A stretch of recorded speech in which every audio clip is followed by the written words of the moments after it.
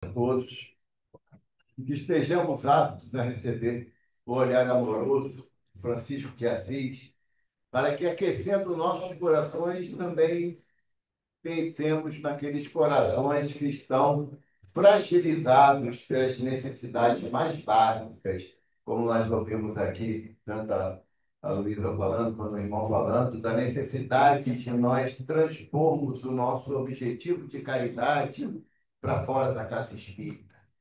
Porque a dor campeia. Quem realiza alguma tarefa, os nossos irmãos em situação de rua, sabe o quanto é difícil a incerteza do amanhã. Se hoje você chega com um pão, um café, uma quentinha, um cobertor, amanhã de manhã ele vai ter necessidade das mesmas coisas. Porque quem vive em situação de rua, muitas das vezes, um tira do outro de acordo com a necessidade maior. E nós não devemos ficar fazendo conta. Poxa, mas eu já te dei isso, eu já te dei aquilo. Às vezes nós, em casa, com nossos filhos, nossos netos, nós repetimos as doações pela, muitas das vezes, pela negligência deles, né, de quebrar ou de subir. Então, vamos olhar os nossos irmãos em situação de rua como aquelas crianças negligentes que botam alguma coisa no lugar e depois esquecem onde botou e pede outro. Então, e é uma realidade isso, né? Essa dificuldade é uma realidade.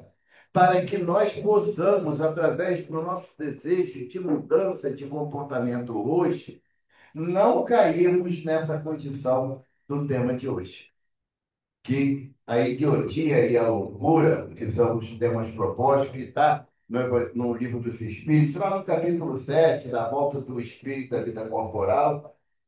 Nesse item, Kardec nos traz uma realidade recorrente. O irmão estava lendo a página linda de Emmanuel, que toca o nosso coração em relação às dores que campeiam muitos lares, que recebem um espírito com esse grau de dificuldade e de correção das tarefas.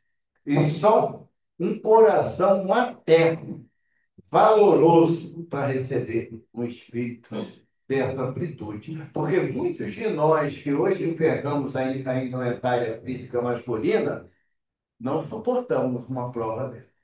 Temos muita dificuldade. Mas quem quiser ter uma pálida imagem do sacrifício de mulher nesse aspecto e tiver um tempinho, pega o trem aqui, desce lá em Bangu, e vai andando até a São Cristão Vicente Moretti, que você vai ver o que é amor de mãe. Lá você vai ver, porque você vai encontrar lá mulheres que não tiveram filhos biológicos, ninando espíritos reencarnados com hidrocefalia, mas uma coisa absurda, o tamanho da cabeça daquelas crianças e jovens, cabeças às vezes que pesam 20 quilos. Impossibilita de levantar da cama, sabe? Impossibilita. Eu falo porque eu gosto de falar isso, porque às vezes a pessoa não acredita, mas eu já fui jovem e já tive cabelo pretinho. Depois do tempo passou, aconteceu isso aqui. Mas, oi? Não, eu digo que eu dou aula, caipó de giz. Entendeu? Caipó de giz, aí ficou. Temos esse caso, né? Não somos igual de Divaldo. Divaldo dizia que o fluido vital dele era muito potente, o cabelo dele nunca ficou branco. Diziam as más línguas que ele pintava, mas era mentira. Era mentira. O cabelo dele era sempre pretinho mesmo. Ele não tirava a camisa em lugar nenhum, porque ia aparecer a verdade aqui no peito dele. Tudo branquinho, branquinho, branquinho. Fazia barba todo dia, para não dar a chance de aparecer alguma coisa branca no rosto, né?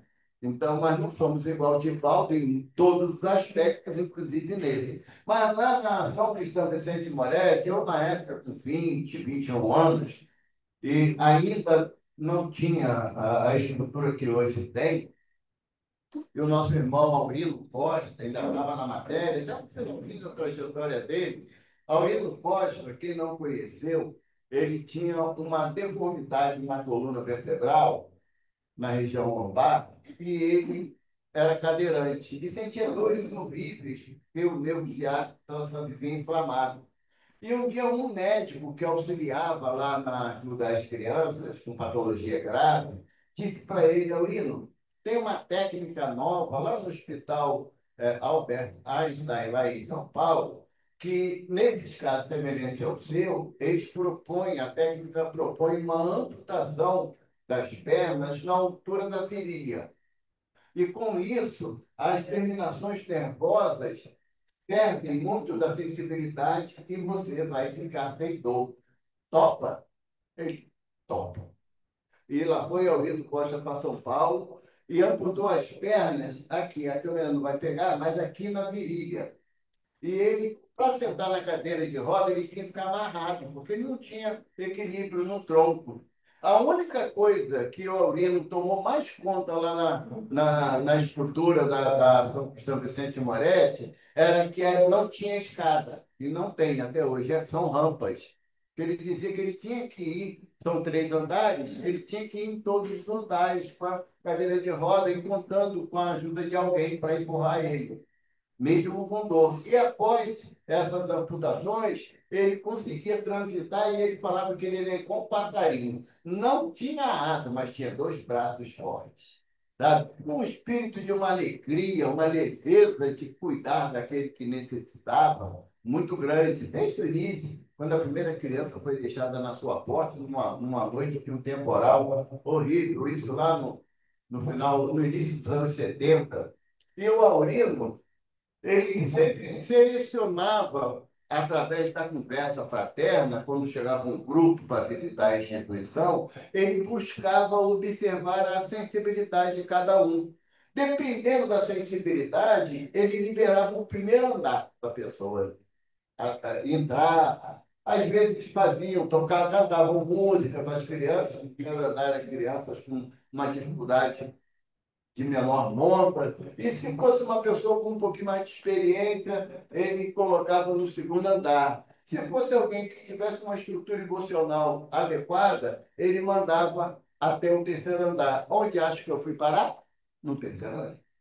E lá no terceiro andar eram cenas dolorosas que nunca saíram da minha mente. Nunca saíram da minha mente. Jovens de diversa idade, mas com patologia gravíssima. Eram urros, eram choros, eram situações, alguns que os dentes todos deformados, sabe? E as unhas, às vezes, grandes, que eles fechavam a mão, feriam a própria mão, porque tinham que ficar contidos, amarrados.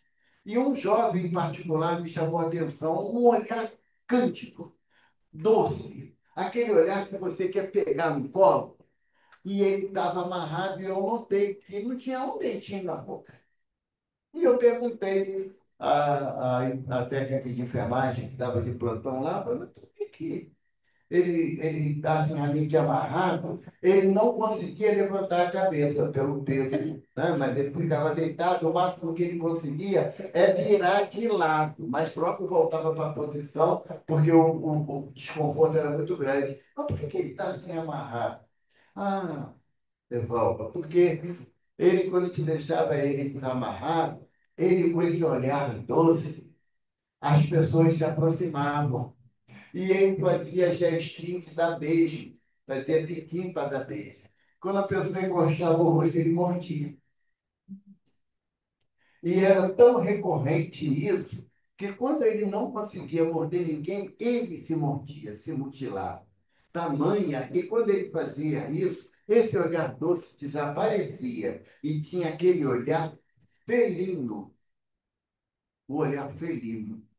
E esse jovem nunca saiu da minha mente, nem da minha lembrança, e eu sempre peço a Jesus por ele, né, para a recuperação do equilíbrio espiritual e mental dele. Então, quando a gente fala em termos de idiotia e loucura, como Kardec nos propõe, idiotia é um termo que, à época de Kardec, era utilizado para quem tinha síndrome de Down, casos mais graves, paralisia cerebral, toda pessoa que não conseguia se comunicar de forma coerente, tá? Não por questão de desvio de conduta, mas porque não conseguiam mesmo se manifestar a sua opinião, às vezes pelas coisas mais simples. Então, era caracterizado como idiotia ou cretinice.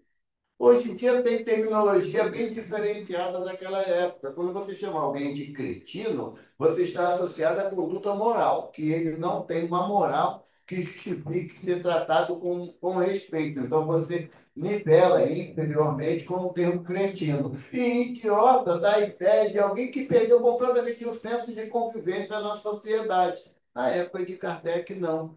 Essa terminologia caracterizava a impossibilidade de se relacionar com o meio que estava inserido. E que eu até conversava no caminho para cá, eu estava falando com a Isabela aqui. Não lembro, na minha infância e na minha adolescência, eu tinha visto crianças com Down. Era muito difícil para mim. Eu fui criado em São João de Meriti, relativamente aqui perto. Né? Então, até eu depois casei, fui para Rocha Miranda, e aí a vida foi seguindo o seu curso. Mas na minha infância e juventude, o mais perto que eu chegava de um desconforto de saúde no meio que eu estava vivendo era a epilepsia, que já era uma coisa gritante, apavorante, que naquela época dizia que a barba contaminava, contaminava as pessoas. Né? Depois, graças a Deus, a ignorância deu lugar à cultura e sabemos que não é assim.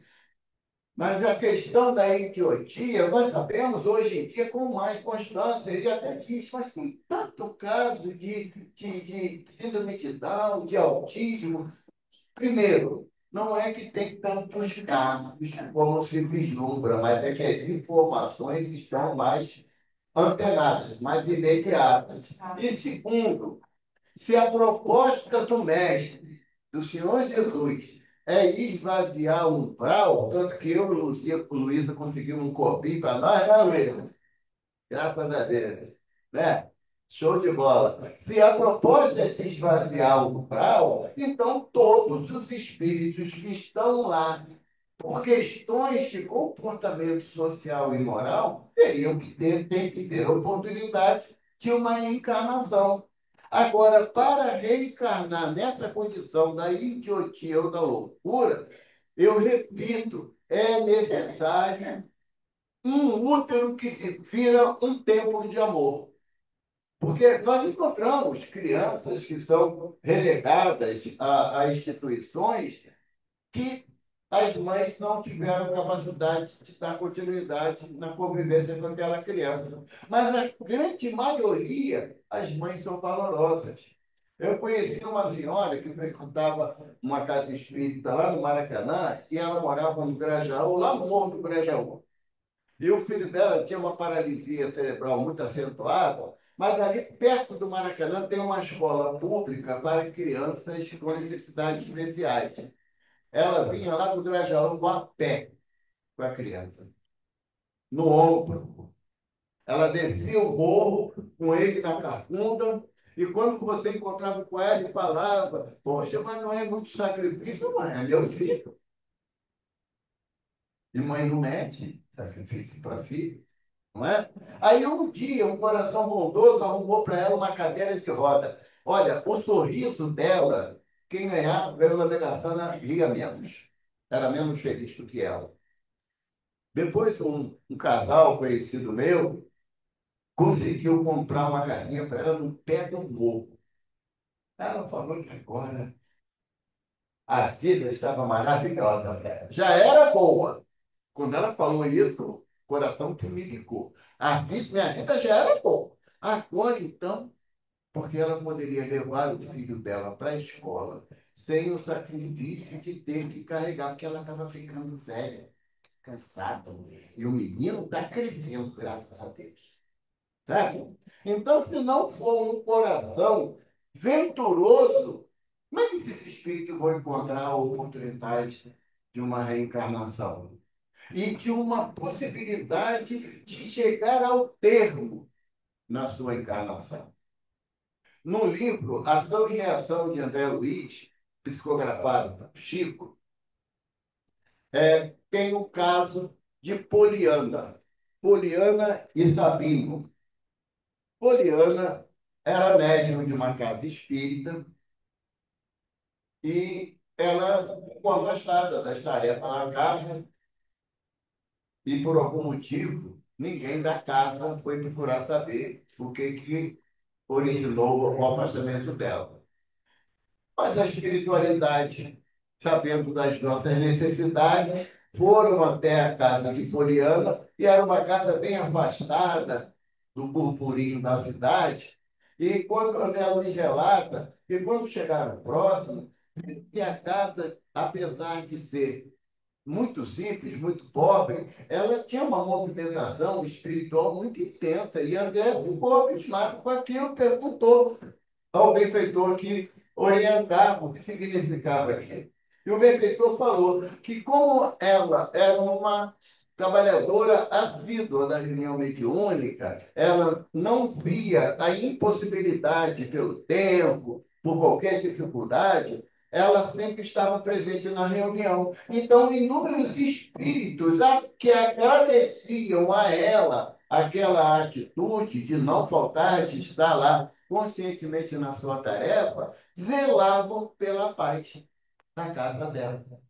Bonito, né? Depois que eu li isso, mas eu fiquei mais interessado em ir para a casa espírita. Eu não falto mais, não. A não ser quando não é possível mesmo. É por interesse, concordo. Mas ninguém faz das maiores que fazer a nova, chegar um dia que eu vou fazer sem interesse, né?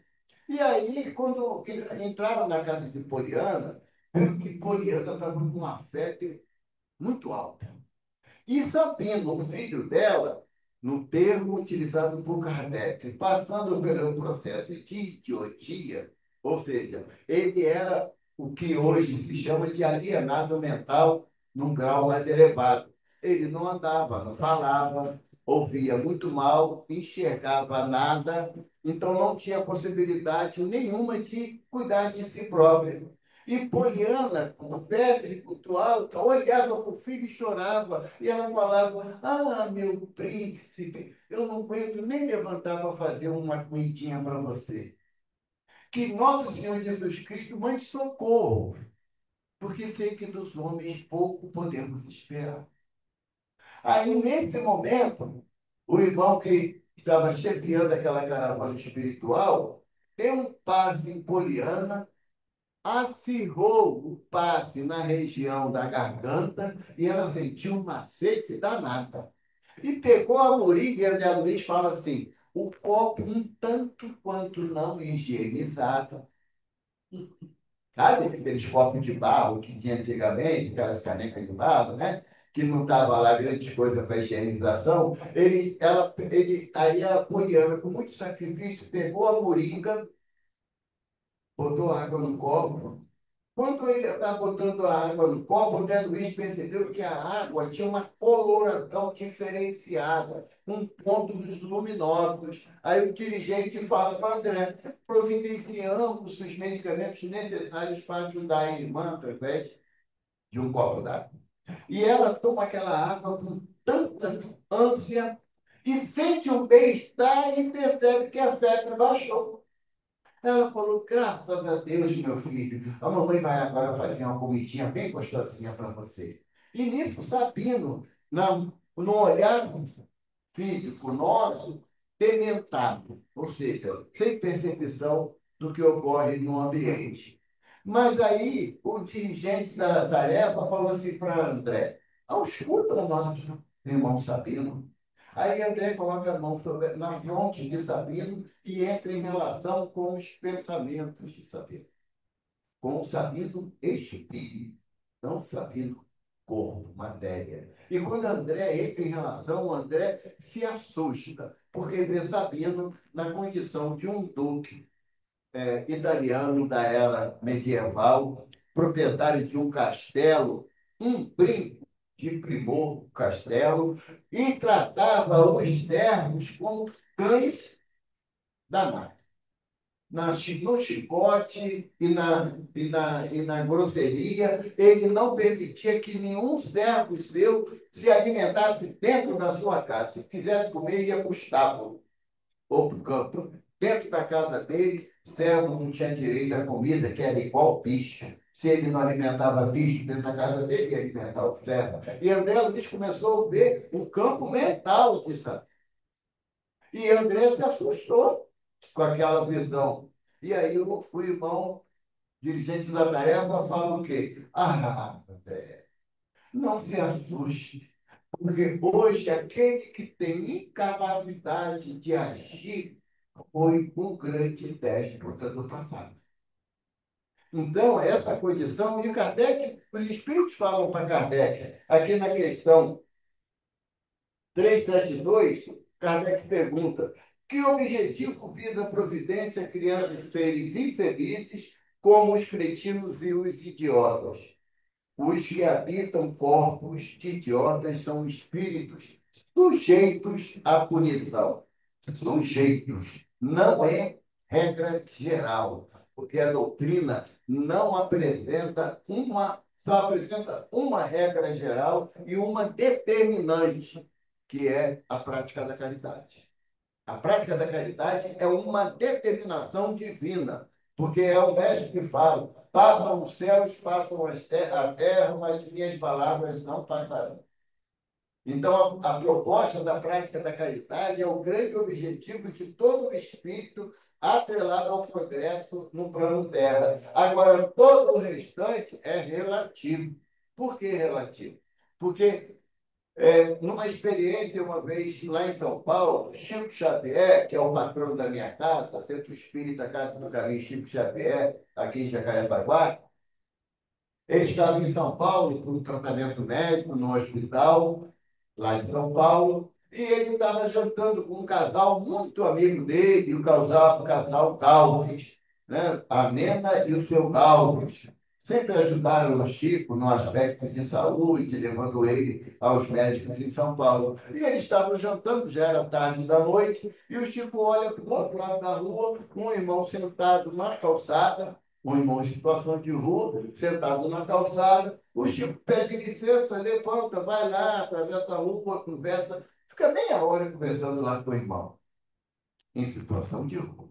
E ao término, o Chico, costumeiramente, era hábito dele, beijou a mão do irmão, abraçou e voltou. E aí a dona Nena falou assim: se precisava abraçar e beijar, tadinho, está precisando de um banho, já tem quase um mês, deve ter um mês que não toma banho. Aí o Chico falou assim: ah, minha filha, determinados espíritos aceitam certas reencarnações para testar a nossa caridade. A nossa caridade. Aquele irmão é um espírito de passado valoroso.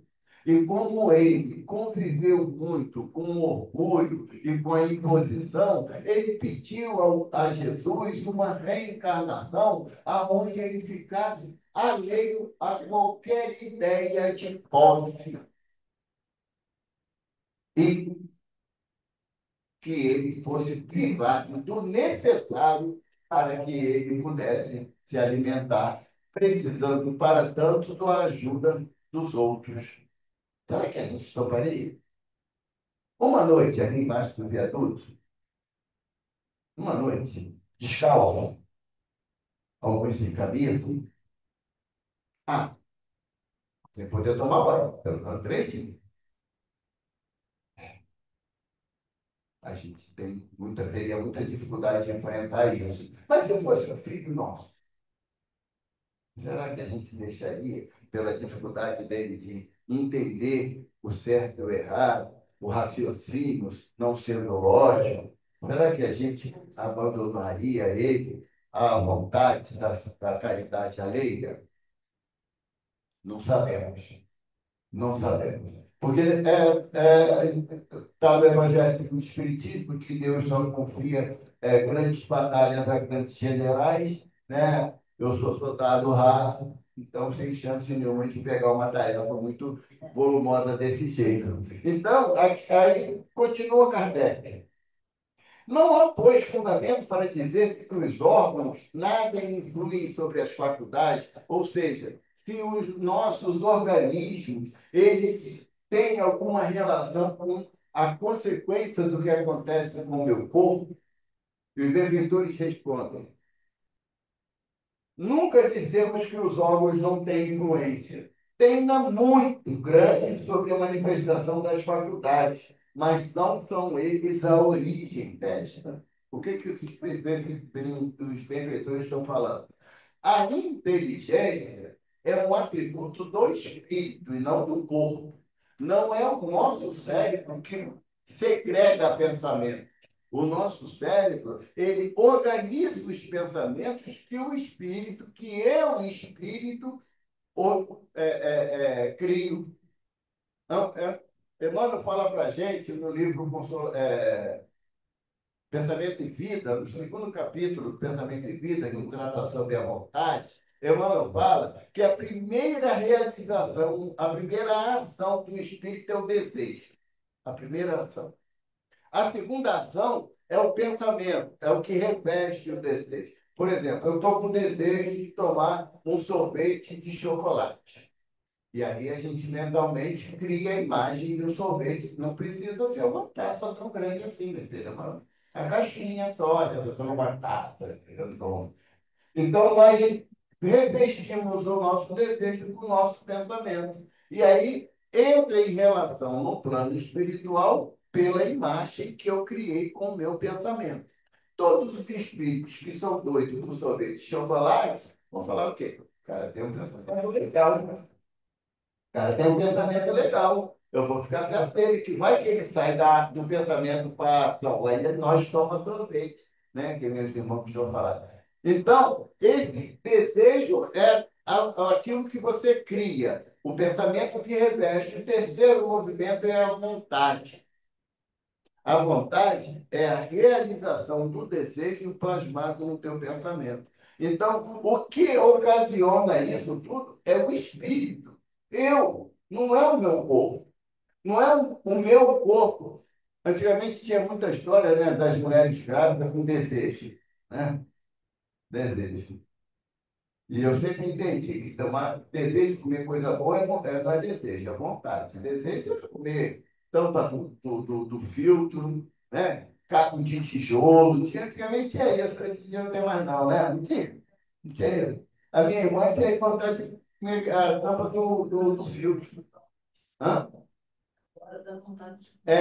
Aí não é mais desejo, né? Coisa gostosa, a gente dá vontade todo dia de comer. Né? Então, quando eu estou criando essas imagens mentais, sou eu, espírito, não é o meu corpo, o meu cérebro. O meu cérebro ele não tem vontade própria no aspecto da ação do desejo. A ação de vontade própria do meu cérebro é o metabolismo que o meu corpo realiza. As funções orgânicas que o meu corpo realiza. Mas se eu tenho uma vontade danada de ser bom, de ajudar alguém, eu preciso ter um corpo que minimamente me ofereça essa oportunidade. E aí os espíritos dizem, fazem uma metáfora para Kardec sensacional.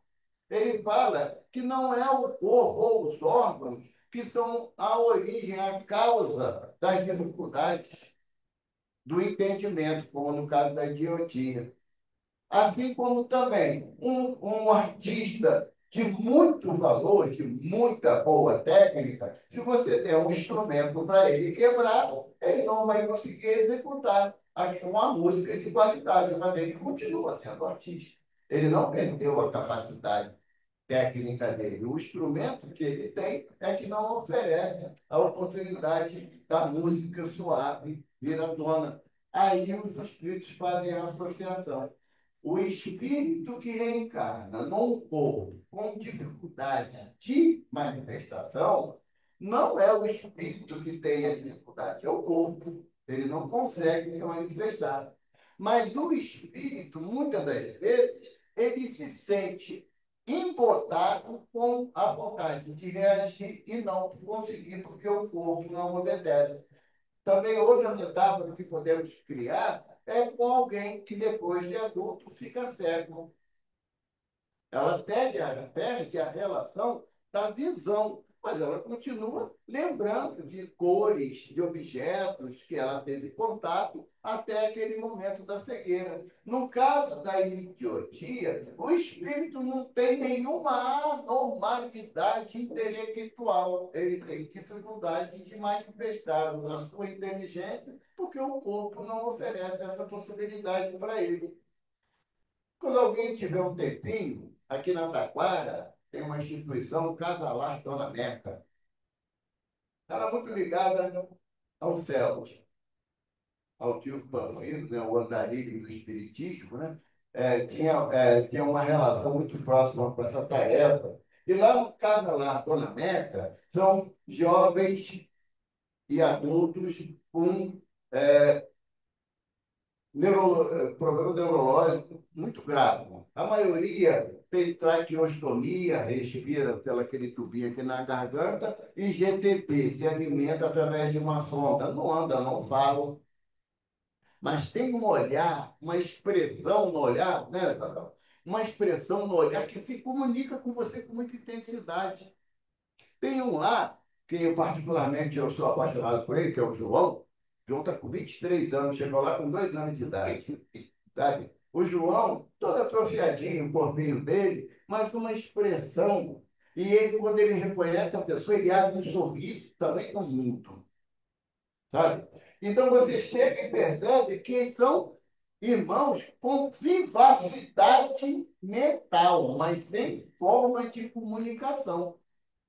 E não chega lá com cara de tadinho para eles, não, que tá ruim. Eles percebem isso e amarram a cara.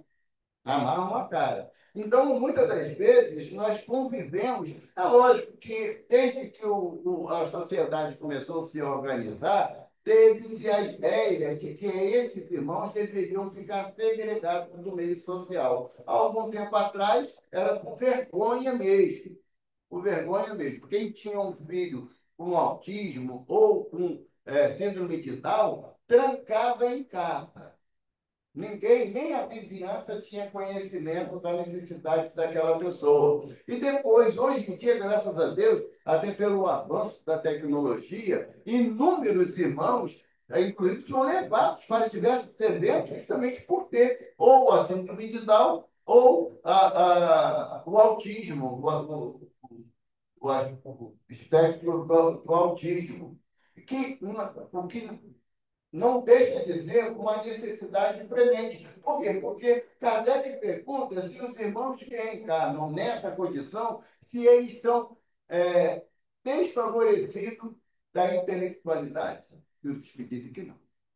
São espíritos extremamente inteligentes e que, em alguns casos, ou a maioria dos casos, usaram sua inteligência para o mal, como a página de Emmanuel fala, para o mal, e não é só a questão que a gente acha que quem faz mal é quem tem poder, não. Nós, no nosso campo de relação, muitas das vezes fazemos muito mal do que um governante, do que um empresário, porque ainda isso é um sentimento interno nosso. Então, os espíritos dizem Kardec que a inteligência dele não pode ser manifestada porque o corpo não oferece essas condições. Então, e à medida que a gente vai tendo contato com irmãos nessa prova ou nessa expiação, você começa a compreender melhor a forma de manifestar dele. Nós é que temos que abrir espaço para eles, porque eles não têm condições de solicitar que esse espaço seja aberto. Tem uma casa lá na Tijuca, Francisco de Paula, eles têm um momento de uma reunião só para jovens e adultos com síndrome de Down e autista. Eles têm uma oficina especializada para isso. E aí, o que acontece? A maioria das vezes ficam surpresos com a relação e com a inteligência de alguns irmãos que passam pela síndrome de Down. Não é uma afirmação correta dizer que quem reencarna com a síndrome de Down, com autismo ou com outra patologia incapacitante, dizer que tudo isso é expiação. Não é, não. Não é, não. Muitas das vezes a expiação é alguém aturar o meu mau humor. a minha intemperança, o meu azedume, sabe? A coisa mais complicada que tem, eu tenho razão. O dia que o espírito entender que quem quer ter razão está perdendo tempo, que ele deveria querer ser feliz e não ter razão, e aí nós vamos mudar muitas atitudes nossas dentro da casa espírita, no local onde a gente trabalha, na comunidade familiar que estamos agregados. Kardec continua aqui, a gente não termina hoje não, tá? Só? Deixa eu fazer. Kardec pergunta aqui, na contra pergunta aqui. Pode, assim, o corpo de um idiota, não se choca com o termo não, tá? Eu repito, era usado na época. Pode, assim, o corpo de um idiota conter um espírito que tenha animado um homem de gênio em precedente existência? Voltamos aqui com Emmanuel. Fazedores de guerra que depravavam a confiança do povo com peçonhento apetite de sangue e ouro. É, aqui o mais complicado aqui. Artistas que venderam a sensibilidade e a cultura pelos postes da loucura. Não é só determinadas pessoas com capacidade de mando que entra nessa fala do orgulho, do egoísmo, da prepotência, da vaidade, não. Então, quando Kardec pergunta isso, se pode um homem de gênio no passado voltar num corpo. Lembra aquele cientista, aquele físico, Stephen Hawking, né? Eu não consigo falar o nome dele direito, não. É aquele daí que a menina falou. A língua não dá, não. Já tentei, não dá.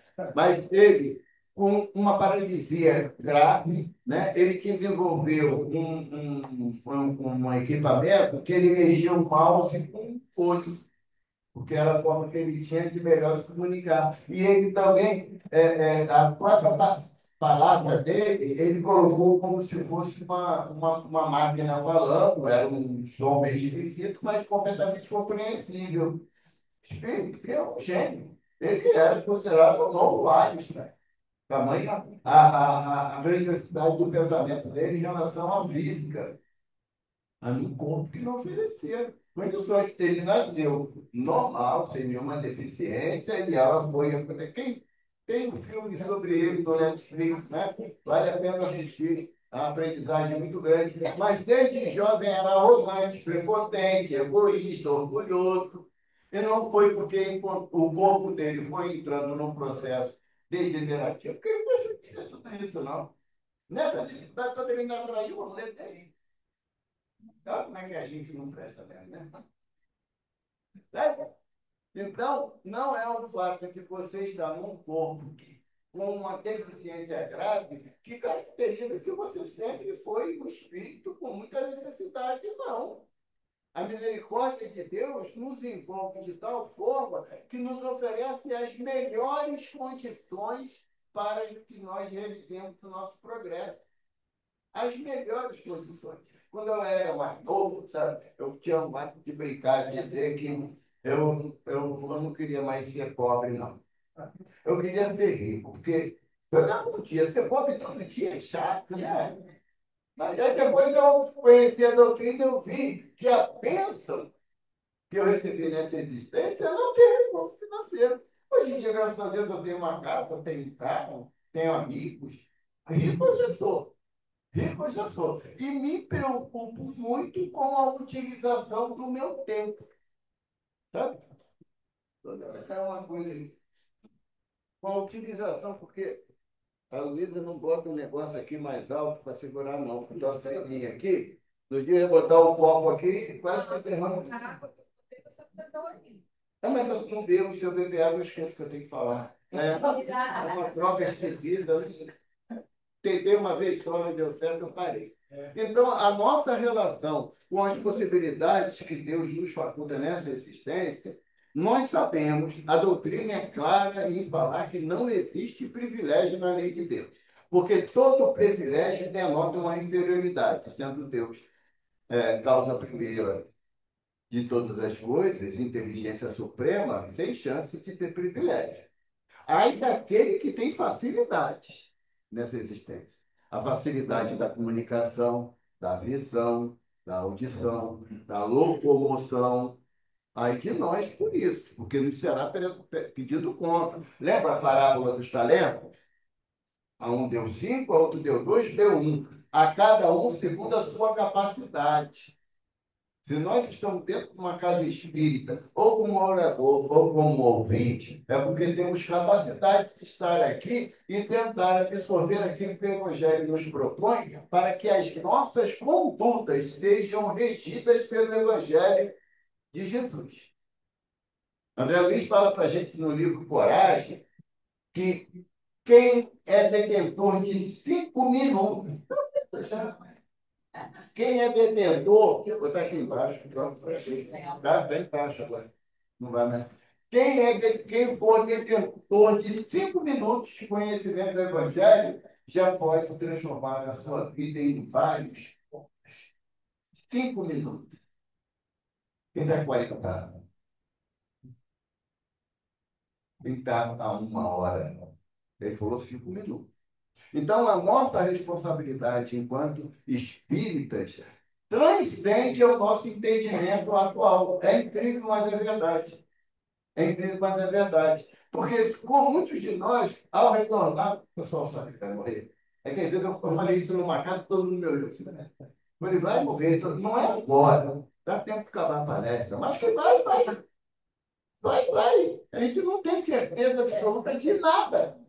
Então, sim, é como falo, eu tenho o meu parâmetro, é lógico, é Chico, pela experiência que ele passou e vivenciou. Chico, muito doentinho, pergunta a Emmanuel: seu Emmanuel, quando eu desencarnar, o senhor vai tratar para me esperar?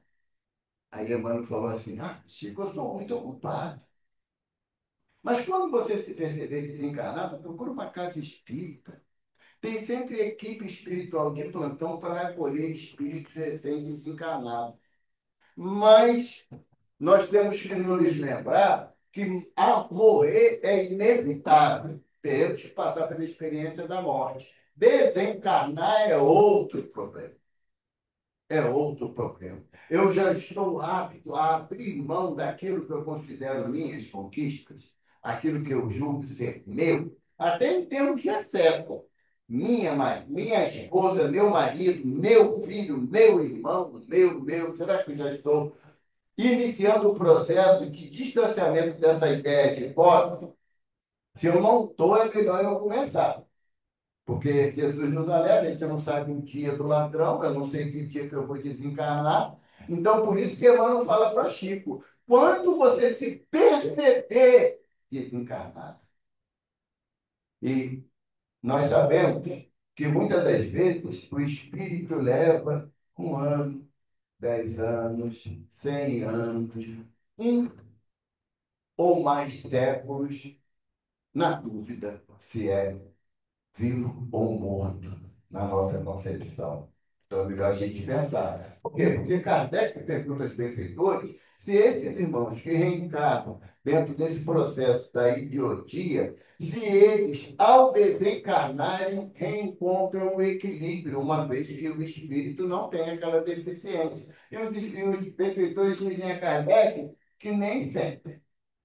Se tem uma existência de 40, 50 anos, aonde vivencia essa dificuldade de conexão com a vida de relação, às vezes leva bastante tempo na espiritualidade para se reequilibrar, percebendo-se um espírito desencarnado. Leva muito tempo. Da mesma forma que nós sabemos que existem irmãos que passam pela prova do síndrome de Down ou de autismo, que tem a tendência ao mal, de fazer o mal.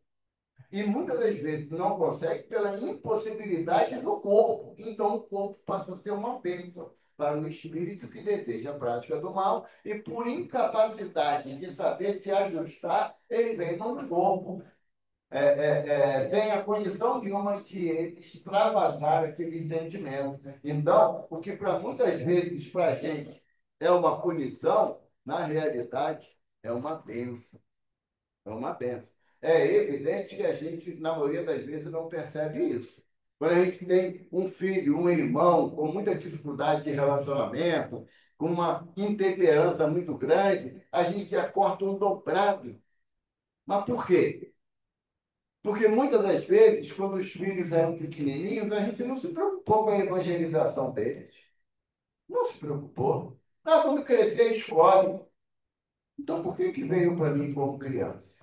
Como recém-nascido. Se Deus me confiou um espírito que eu possa abrigar em meus braços na condição de protetor daquele espírito, é para que eu ajude a direcioná-lo.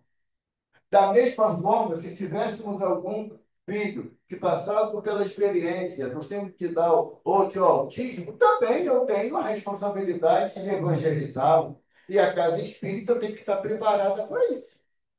Tem que estar preparada para isso. Na Revista Espírita, se eu não me engano, em 1861, o senhor Allan Kardec coloca para a gente, eu não tenho certeza, mas eu acho que é no mês de dezembro de 1861. O senhor Allan Kardec diz que as sociedades espíritas, ele não falava sempre espírita, que não tinha esse termo, as sociedades espíritas têm que se preparar para a diversidade de irmãos que chegariam às nossas portas. E será que a gente está se preparando? Será? Tanto em relação a grupo jovem, em relação à evangelização infantil, será que a gente está se preparando para ter irmãos que estão passando pela experiência da síndrome de Down, do autismo? Então, se a gente não está, a gente está amassando barro, não está perdendo tempo. Porque a nossa proposta na casa espírita é, fora da caridade, não há salvação. A proposta do Evangelho é essa. E eu tenho que perceber se o momento está chegando para que haja essa possibilidade de acolhimento. Aqueles irmãos que passam pela questão da esquizofrenia, ou mesmo da loucura patológica, será que a casa espírita está preparada para receber esses irmãos?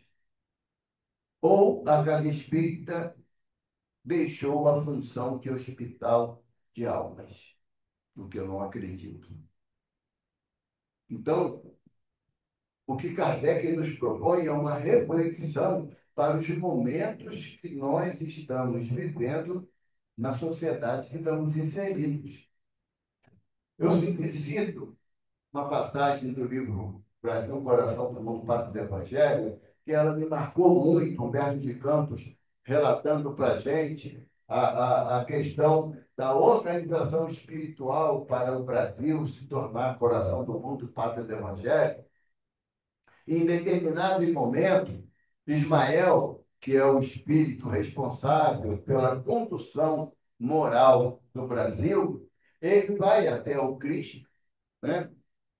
Solicitar uma ajuda, porque ele estava com dificuldade de entendimento. Porque Jesus pediu a Ismael que o povo mais simples, porém o mais religioso da Europa, tomasse a frente da colonização da nova terra. O povo português, realmente, era o mais católico da Europa, trouxe os conceitos do catolicismo para nós, sem sombra de dúvida, devemos muito respeito e carinho à comunidade lusitana. E aí Ismael fala, mas Senhor, na ânsia de ajudar no progresso dos irmãos que aqui já estavam, os indígenas, aproximamos os índios ainda adocicados pelo desconhecimento da maldade dos nossos irmãos. E o que eles fizeram? Escravizaram e quase exterminaram os índios. Mas aí o seu coração bondoso pediu que aproximássemos a nossa irmã África do Brasil, para que com a humildade do povo africano e o povo trabalhador pudesse compreender e unir-se ao povo português para o progresso da Terra Nova. E os portugueses escravizaram os africanos, levando muita dor, muita lágrima e muito sangue. E aí o Humberto de Campos fala assim, e Ismael, diante do olhar compassivo de Jesus, chora. Um anjo não suporta o olhar compassivo de Jesus. E Jesus fala para Ismael: Ismael, fale as regiões abissais do umbral, aqueles espíritos ainda apegados às cruzadas, que fez muito meu coração sangrar. Pega eles, junto com aqueles irmãos que a Inquisição promoveu a maldade para os mais simples, reúne todos, Ismael. Ismael, faz o quê, senhor? Leva eles com um plano primitivo? Não, leva para o Brasil, para que realmente seja o coração do mundo e que eles possam transformar em pátria do Evangelho. Então, nós não vamos encontrar nas nossas mentes, na nossa vida, espíritos equilibrados, prontos para fazer o bem e disputando com você a oportunidade de amparar aquele que sofre. Então, será que nós estamos preparados para essa necessidade da nossa transformação de entendimento para que nós não caiamos no futuro? E não é praga, não. Não é praga, não. Mas não caiamos no futuro na idiotia e na loucura. Porque o que mais leva um espírito ao processo da síndrome de Down, do autismo ou da loucura é o remorso pelo bem que podíamos fazer. Tivemos oportunidade, tivemos recursos, mas por comodismo não quisemos fazer. A casa espírita é uma oficina, só que conta com ferramenta rombuda, que somos nós. Mas um tem que burilar o outro, um tem que apoiar o outro, para que aquele que chegue lá no portão, ele é amparado por Francisco de Assis. E entende que nós também o ampararemos com as suas dificuldades, com as suas deficiências físicas e morais e intelectuais. Então, a nossa finalidade é o amparo, é o trabalho no bem. Não é querer escolher a quem eu vou ajudar, mas estar disponível para servirmos e para